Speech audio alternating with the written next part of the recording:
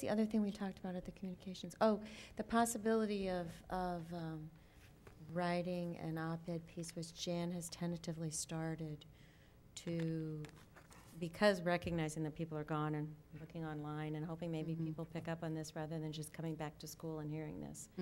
We also talked about to convey kind of the background information that Lane summarized. And we also talked about having communications sent out through the elementary schools to those parents, so that that's good. So that gives us a little time to work on that. Yeah. That op-ed piece. So you maybe you will be getting that online to look to review. What else? The task force. When are we going to? I think we've talked about a couple of things here. We've talked about expanding that task force to include some representation from all the areas that might be affected by these scenarios. I would think that we would want to reconvene that committee as soon as possible now that you have some scenarios to present. I would say you could might be looking at that first week or the first full week of school, the 24th. The week of the 17th, we have a number of parent orientations on Monday, on Tuesday night. Ice cream socials are primarily that week, so I can either look at that week or the week of the 24th to start sharing some things. I'd like to have one more board meeting to get a little more feel of where we're at. Okay. So bring that up next week. Okay. I can start to at least look for times during that week. Yeah, and assign the members so that people know that the people that will be added have maybe some catch-up work to do with respect to other literature. Okay. Next item on the agenda. Thank you, Lane and Jim, for bringing this information, getting us started on this. Appreciate that. Legislative Committee. Patty, Jim? First, I gave you a sheet of paper with 5. These are our recommendations. I wanted to make a note first on number 5, the last line of number 5, there's an extra A in there, so if you could cross that out. But to give you some background, is that the last meeting, I think you had a copy of it too at your places, that had the 2009 IASB Legislative Action Priorities and Resolutions, so the ones they worked on last year, as they always hand those out to us for just to pick numbers. We have, through discussions with both just Tim and I, but then also discussion with Dr. Bailey and Paul, that we would recommend that the board consider these 5, which actually some of it has pieces from last year, but really are all newly worded ones. So the first one is one that you may sound familiar because we've had it the last however many years, but support the full spending authority for the instructional support levy at the board approved program percentage. So last year we were right around $900,000. That impact would be within spending authority. Paul has projected for the upcoming year it would be around $950,000. So we're getting closer and closer to $1 million of impact on our spending authority with just that change, which actually isn't asking for additional funding from the state. This last year was what we forwarded to IASB, and when it came back during the meeting of all the delegate meeting, it came back as full funding of the instructional support levy, which is different, which is asking the state for more funding, which is not what we were asking for. Number 2 was to support setting the allowable growth rate at a rate that encourages continuous student achievement, reflects the actual cost increases school districts experience.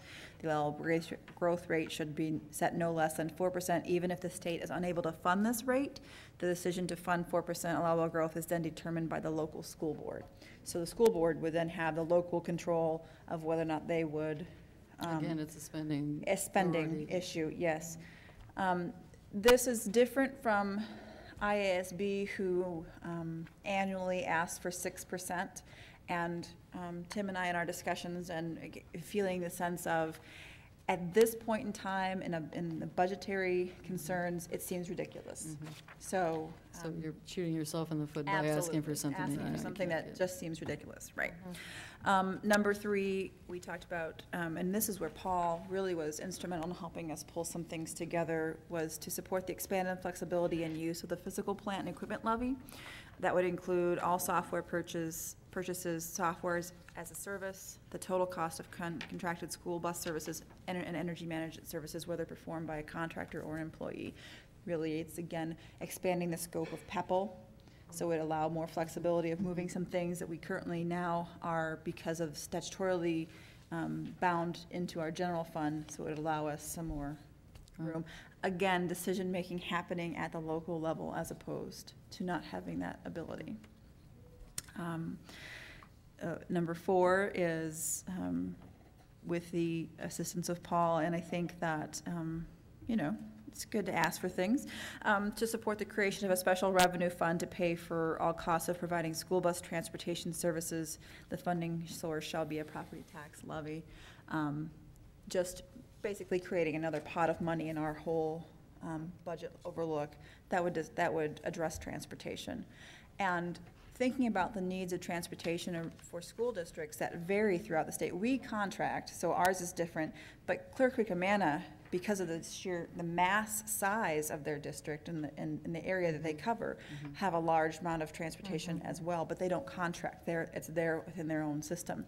They still have the same difficulties that we do of trying to figure out how to afford that. So this could be also an issue that could bring school districts together, whether they're large in numbers of students, or they're large in size of area, and so on. And then the last one is the support the continued funding for the professional development necessary to implement alignment of the district curriculum with the Iowa core curriculum. And you can read the rest of that. This was from last year. It was number 3 or 4. Oh, maybe I'm looking at the wrong one. Oh, well, maybe I'm looking at the wrong year.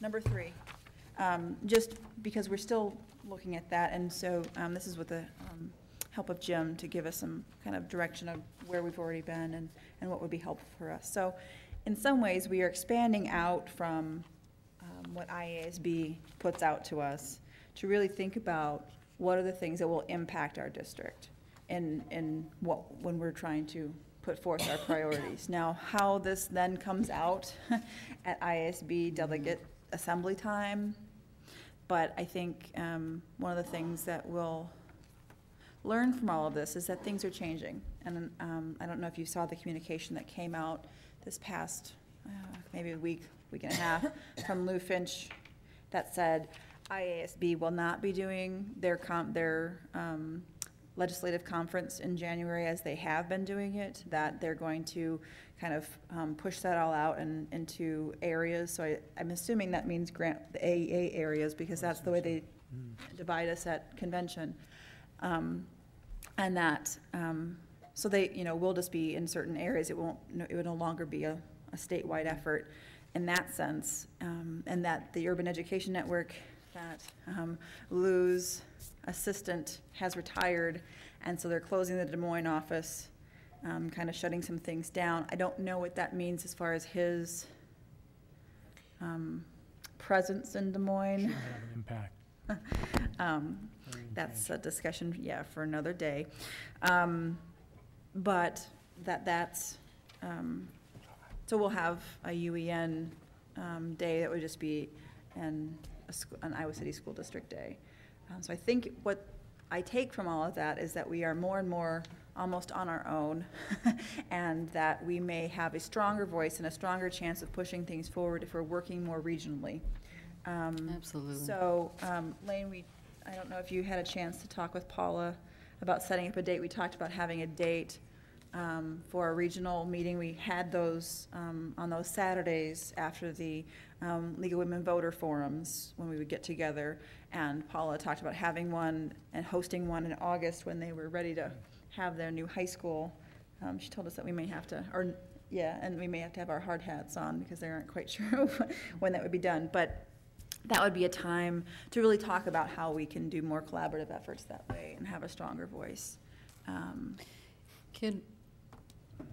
It may be too late to do this with timelines, with deadline dates, but I'm